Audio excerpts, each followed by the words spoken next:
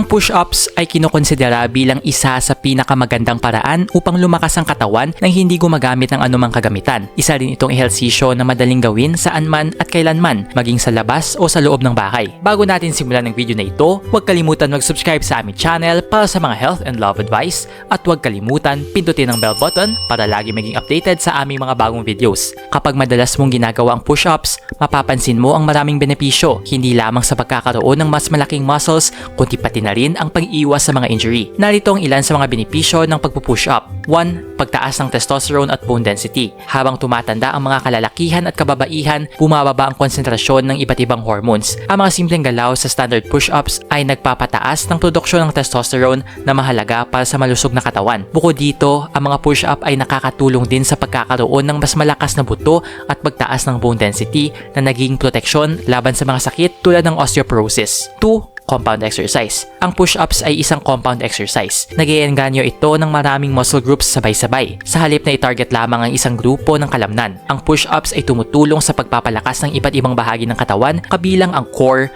balikat at mga braso. 3. Pagpigil sa lower back injuries. Ang push-ups ay nakatutulong sa pagbuo ng lakas sa lower back na mahalaga upang maiwasan ang injury. Ang bawat push-up ay gumagamit ng buong torso upang pagtibayin ang bawat galaw na tumutulong sa pagbuo ng mas malakas na muscles sa bahaging ito ng katawan. 4. Pagbuti ng posture. Mahalaga ang tamang postura, lalo na kung madalas kang nakaupo sa harap ng computer. Ang push-ups ay nakakatulong sa pagpapalakas ng core muscles na mahalaga para sa tamang postura. Kapag regular kang nagpo-push-ups, ang iyong katawan ay natural na mapupunta sa tamang postura. 5. Functional exercise.